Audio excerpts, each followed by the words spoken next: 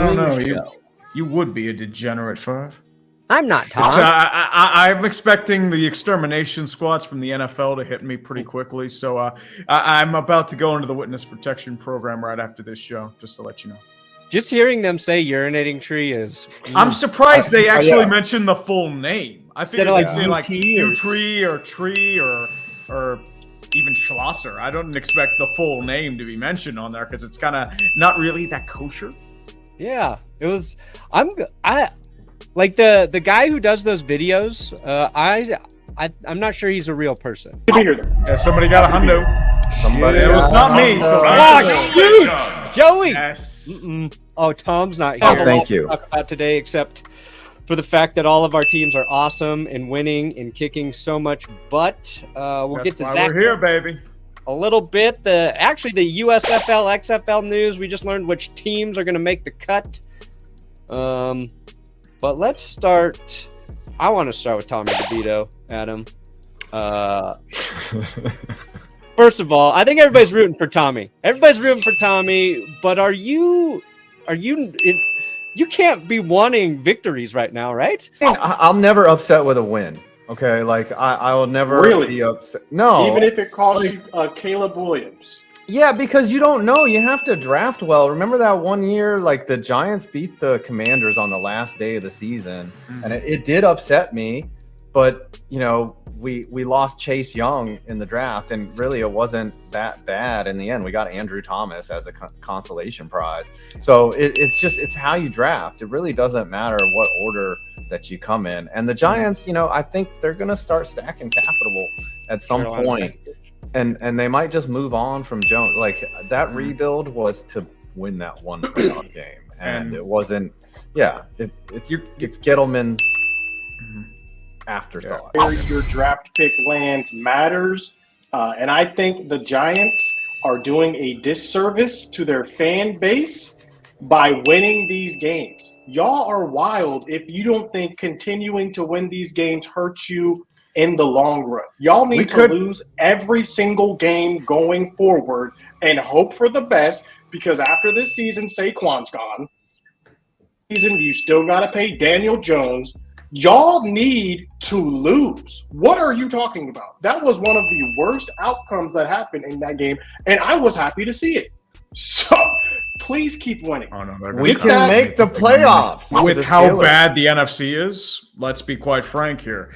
Seahawks look fraudulent. They look bad. Really tough schedule coming up. They look very Let's talk about this. Minnesota Vikings have been circling that drain, especially on Monday. Oh, that was unwatchable. Yeah. So, I mean, the Giants' answer to Duck Hodges could lead them to the playoffs somehow.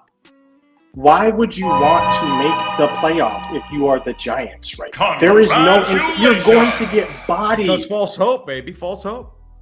And not only that, seeds about, man. It's about false hope and the hope. Let's just take it further with fraudulence. Okay, I just need your guys' honest opinion on the Philadelphia Eagles. Do you think that this team is for real or not? Because I don't know if y'all watched this Bills game, but that does not strike me as an Eagles team that is the best team in the league. What are your honest opinions? Like, be for real. They're not even playing their best football. Exactly. And I've said this all year. You've been saying that all year. Playing, listen. Maybe this is their best football because you've been saying that all year. When they start playing their best.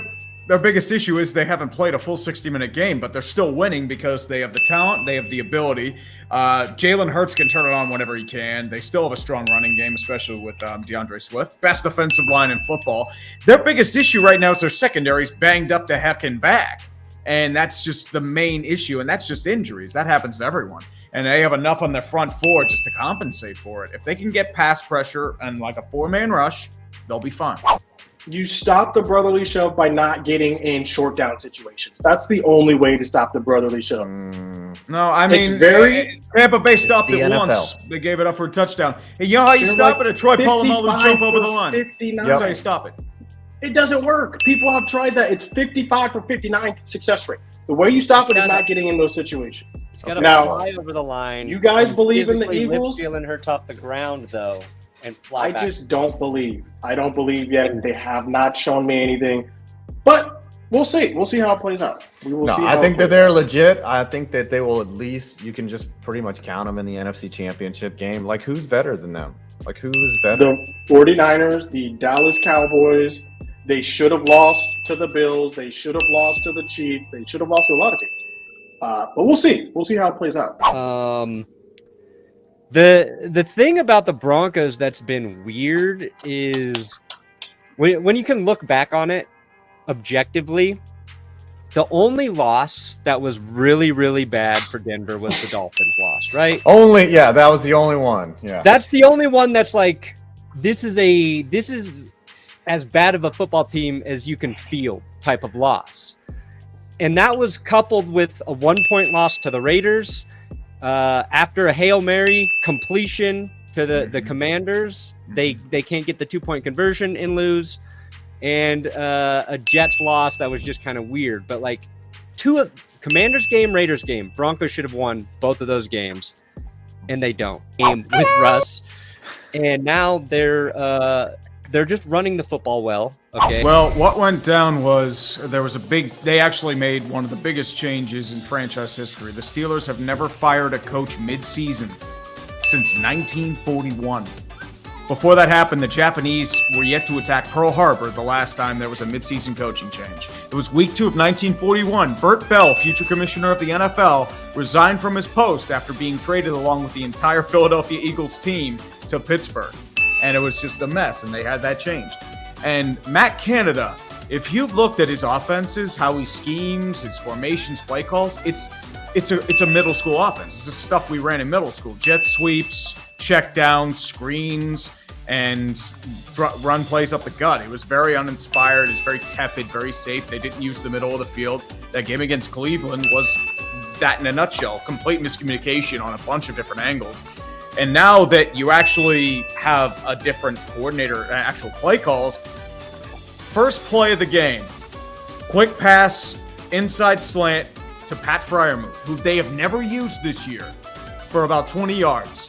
And that was the whole game. It wasn't anything special. It wasn't anything safe. It was an average offense. Let's real quickly talk about that Deontay Johnson situation there. What is going on with this man? I literally saw this play on Twitter, and I've given better effort than that in flag football games. So what is happening?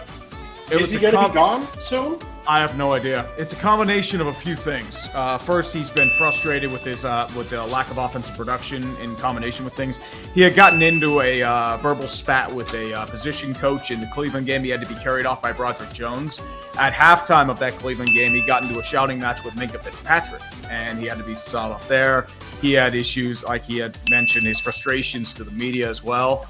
And the play before that catch was what should have been a touchdown. It was a really nice ball by Kenny Pickett right down the middle. He didn't survive the catch. Tomlin didn't challenge it, and that's why I feel like he was upset and frustrated, because he let his emotions get in the way of his play on the field, which looks terrible when Jaylen Warren fumbles the ball, and you're just sitting there it's upset. Like Scooter's in a position where the Cowboys' offense is legit dangerous. It's very good. Their defense opportunistic, fun to watch. Right? Tree. Steelers, they have a good defense. Broncos, opportunistic defense that's playing out of their minds right now. Packers have just put together a couple games. Tom's not here, but all three of us with very different quarterbacks. You got Kenny Pickett, he has Jordan Love, I've got Russell Wilson, and I think as football fans, we're like, hey, if these guys just don't screw it up, and if the offense is just serviceable, we can win a bunch of football games, including maybe a playoff. I don't know if a quarterback wins this year, though. This could be the year that Tyreek Hill is definitely in the conversation. Depending on how many more pick sixes Deron Bland gets, you could even put a defensive back up in there in the conversation. He's having a magical year, yeah. Garrett's a little banged up. I don't know how much production you're going to get out of him. It's really hard not to look at someone's body of work like Dak. Even Patrick Mahomes, if they, finish strong, can be looked at. Jalen Hurts. Honestly, the MVP of that Eagles team is Jason Kelce. Dude is Beast. wrecking shop, and he is allowing Jalen to do things. Obviously, Jalen has to make the throws, but if you were to tell me who the most valuable player on that Eagles team is, it's Jason Kelce. Because if he goes down, that team is cooked. Cowboys are good. It's just like I think it's about seeing how good the Cowboys are once they play better teams. And I agree. Can we bring up the Cowboys' schedule? Can someone bring up the Cowboys' schedule for the remainder of the year? Because I'm not gonna lie, at the beginning of the year, our ending games, it looked like a hard stretch for the Cowboys. 5th hardest stretch remaining is what the Cowboys have. It looked like a hard stretch, but now you look at these teams, the Eagles don't scare me. The 49ers, the Dolphins don't scare me. The Lions don't scare me. The Seahawks don't scare me. And the Bills definitely don't scare me. Before the season, I thought this was going to be a very hard stretch. Now looking at these games, every single game looks winnable. We got the Eagles at home, and they don't have those home Philadelphia referees on their team. Let's see how that game plays out. Ah! Yeah, ready for this, baby? I'm not Tom, let's screw it. 20, 19, 18, 17, 16, 15, 4. Scooter's running copium forevermore. He's not here, so I'm gonna boast about Jordan Love and Packers. Detroit's losing all these games on Thanksgiving. It doesn't matter. That didn't rhyme. Screw it. Oh yeah. I'll start. I got 21-97. I got 16.99, baby. All right. Brandon, it's between you and me. I am 137.50. What do you got? 279.92. Oh, it's time to punish the little man. What do we gotta do? Little man, beard big shave. heart. Little man, big heart. Complete beard shave.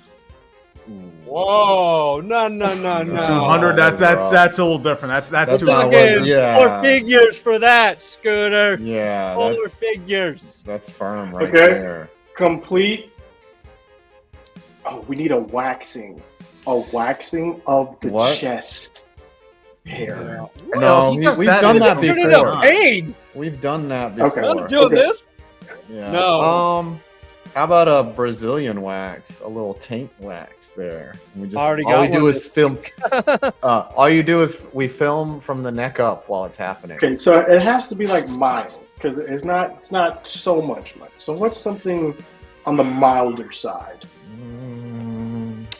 I haven't heard Brandon make a song in a while. We haven't made him do a little music act, a little Shailene. Oh, wait a minute. Chat, Aaron help us out. Rodgers is coming back from injury. Yeah. Maybe I you should can't have to tear your Achilles. Yeah, I mean, I you should almost have to tweeted experience that. life behind the Jets' offensive line.